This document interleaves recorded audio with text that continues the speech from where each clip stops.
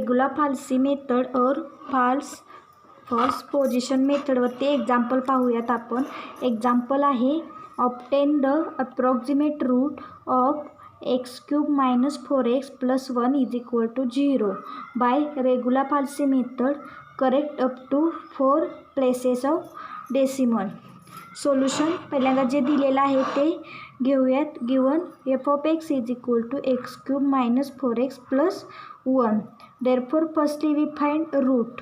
या मेथडमध्ये आपल्याला काय करायचं आहे तर पहिल्यांदा रूट फाइंड आउट करायचे. रूट कसे फाइंड आउट करतो आपण, व्हॅल्यूज टाकतो एक्सच्या 0 1 2 3 अप टू सो ऑन. आणि रूट्स कसे मिळाले पाहिजेत आपल्याला, f(x) फंक्शनची व्हॅल्यू एक पॉझिटिव्ह आणि दुसरी निगेटिव्ह मिळाली तर तुमचा तिथं रूट फाइंड आउट होतो. कंडिशन काय आहे, f(x) मध्ये f(x)ची एक व्हॅल्यू पॉझिटिव्ह तर दुसरी व्हॅल्यू f(x) साठी निगेटिव्ह मिळाली पाहिजे, त्यावेळेला तिथे रूट फाइंड आउट होतो. मग फर्स्टली आपण रूट फाइंड आउट करूयात. f(0) = 0³ - 40 + 1 = 1. इथं काय झाली, प्लस व्हॅल्यू मिळाली. Next f(1) = 1³ - 4 × 1 + 1 = -2. म्हणजे इथं या एक्झाम्पलमध्ये काय झालेलं आहे, f(0) ला आपल्याला पॉझिटिव्ह व्हॅल्यू मिळाली आणि f(1) ला काय मिळाली, निगेटिव्ह व्हॅल्यू मिळाली. Therefore the root lies in 0 1. इथं काय झालं, आपला रूट मिळालेला आहे आपल्याला, कारण f(x)ची एक व्हॅल्यू पॉझिटिव्ह मिळाली तर दुसरी निगेटिव्ह मिळाली. देअरफॉर f(0) > 0 आणि f(1) << 0 मिळाला. दस या रूटवरून a = 0 and b = 1. That is f(a). इथं ची किंमत काय असणार आहे, 0 आणि याला व्हॅल्यू काय मिळाली तुम्हाला, इथं 1 मिळाली. आणि f(b) = -2. तर f(b) ची व्हॅल्यू इथं तुम्ही 1 टाकली तर इथं काय मिळणार आहे, -2. म्हणजे हे वरचंच इथं लिहिलेलं आहे. इटरेशन आता आपण पाहूयात. Iteration first. फॉर्म्युला काय आहे रेग्युलर फाल्सी मेथडचा, इटरेशन फर्स्टला नाव देतोय आपण x1 = c = a × f(b) - b × f(a) divided by f(b - f(a) value put करून घेऊयात. 0 × -2 - 1 × 1 divided bye -2 - 1 -1/3 divided by -3. Therefore x1 find out केला. x1 म्हणजेच काय आहे, c = 0.33333. Therefore f(x1) = f(c). मग आता ही जी आपल्याला c ची व्हॅल्यू मिळाली किंवा x1 ची व्हॅल्यू मिळाली ही गिवन फंक्शनमध्ये आपण पुट करूयात.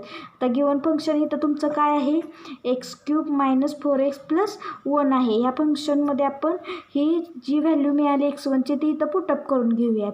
म्हणजेच काय मिळेल, 0.33333 ब्रॅकेटचा क्यूब -4 × 0.333 + 1.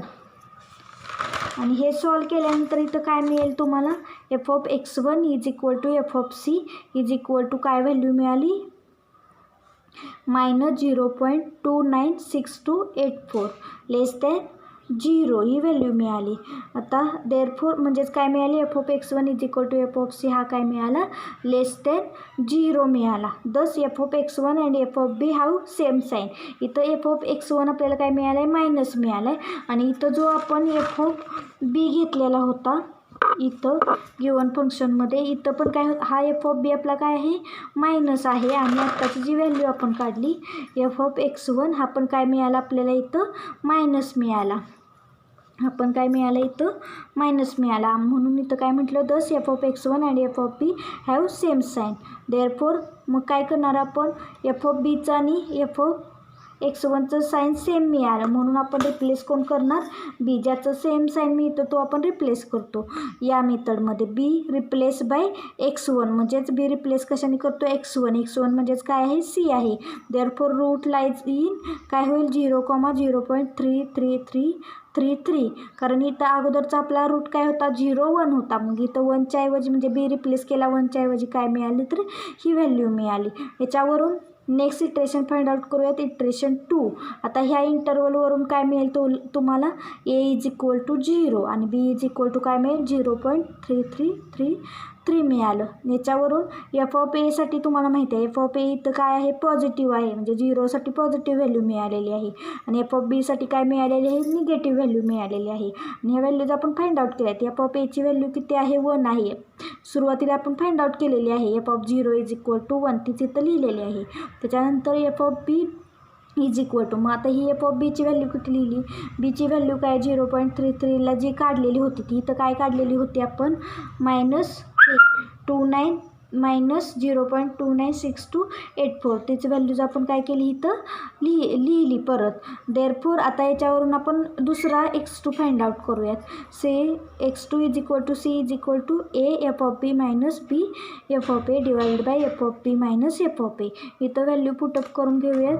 = 0 × -0.296284 -0.3333 × 1 divided bye -0.296284 -1. आता हे सॉल्व केल्यानंतर इथं तुम्हाला x2 मिळेल. x2 काय मिळाला x2 = 0.2571. आता x2च्या 0.2571साठी आपण फंक्शनची व्हॅल्यू काढूया, म्हणजेच एफ ऑफ x2 म्हणजेच एफ ऑफ सी = काय मिळेल 0.2571चा क्यूब मायनस 4 × 0.2571 + 1. हे सॉल्व केल्यानंतर टर्म काय मिळाली = एफ ऑफ x2 = -0.0114 मिळाला. Therefore F of x2 = F of C काय मिळाला परत इथं <0 मिळाला, 0पेक्षा लहान व्हॅल्यू मिळाली. म्हणजेच परत इथं काय झालं बघा एफ ऑफ x2 आणि F of B have same sign. हा काय आहे आपला एफ ऑफ x2 आहे, ह्याची व्हॅल्यू काय मिळाली बघा निगेटिव्ह मिळाली. आणि आपण जो इथं घेतलेला आहे एफ ऑफ बी हा पण काय आहे निगेटिव्ह आहे. म्हणजेच एफ ऑफ बी आणि एफ ऑफ x2 काय झाले सेम साईन झाले, दोघांचं निगेटिव्ह साईन झालं का झाले. म्हणजेच इथं काय होणार आहे परत मग हा काय होणार बी रिप्लेस होणार कशाने x2नी, म्हणजेच कशाने सीनी, म्हणजे बी रिप्लेस बाय x2 किंवा B replace by C. Therefore मग रूट लाईज इन कुठं होणार ए होता तो ए ॲज इट इज राहणार, ए काय होता 0 होता तो आहे ॲज इट इज राहिला. बी रिप्लेस होतोय म्हणजे इथं बी काय घेतलेला तुम्ही 0.3333 घेतलेला, मग तोच रिप्लेस कशाने झाला इथं तुम्ही सीची जी व्हॅल्यू काढली आहे ते त्यांनी म्हणजे 0.2571नी. नाऊ आता नेक्स्ट इटरेशन फाइंड आउट करूयात इटरेशन 3. आता याच्यावरून ए = काय मिळाला 0 मिळाला, बी = काय मिळाला 0.2571 मिळालं. दॅट इज एफ ऑफ ए कसं आहे माहिती आहे आपल्याला एफ ऑफ ए काय आहे > 0 आहे, कारण एफ ऑफ ए = 0 आणि एफ ऑफ एची व्हॅल्यू आपण सुरुवातीला फाइंड आउट केली तिथं एफ ऑफ ए = 1 आहे, म्हणजे तो पॉझिटिव्ह आहे. आणि एफ ऑफ बी काय मिळालेला आहे इथं तुम्हाला एफ ऑफ बी म्हणजे एफ ऑफ x2 इथं तुम्ही फाइंड आउट केलेला हा काय मिळालेला आहे निगेटिव्ह मिळाला आहे, म्हणून F of B <0. Therefore F of A = 1 आणि एफ ऑफ बी = ही व्हॅल्यूज -0.0114. नाऊ फाइंड आउट करूयात x3 = c = a × F of B minus B × F of A divided by F of B minus F of A value put up करून घेऊयात 0 × -0.0114 -0.2571 × 1 divided bye -0.0114 -1. Hence x3 काय मिळाला x3 म्हणजे c म्हणजेच काय मिळाला 0.2542 मिळाला. देअरफॉर एफ ऑफ x3 आता ही जी व्हॅल्यू मिळाली x3ची आपल्याला ह्या x3च्या व्हॅल्यूसाठी आपण function F of x3 find out करूयात. मग F of x3 = 0.2542 bracket cube minus 4 × 0.2542 + 1. हे सॉल्व केल्यानंतर इथं व्हॅल्यू काय मिळाली -0.003741 मिळाली. म्हणजेच परत काय झाला हा एफ ऑफ x3 पण काय मिळाला लेस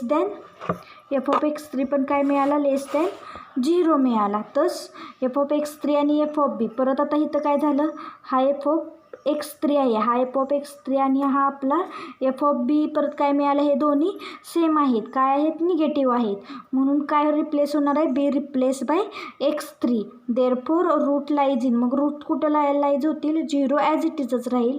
आणि इथं जो 0 मग अशी काय होता बी काय होता 0.2571 होता, तो आता रिप्लेस कशाने होणार आहे 0.2542ने रिप्लेस होणार आहे. आता ह्याच्यावरून आपण नेक्स्ट इटरेशन फाइंड आउट करूयात.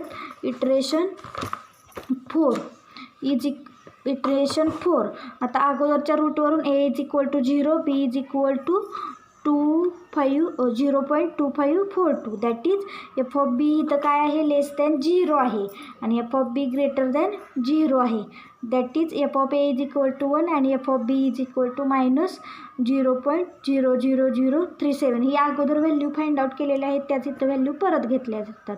Therefore x4 is equal to a into F of B minus B into F of A divided by F of B minus F of A.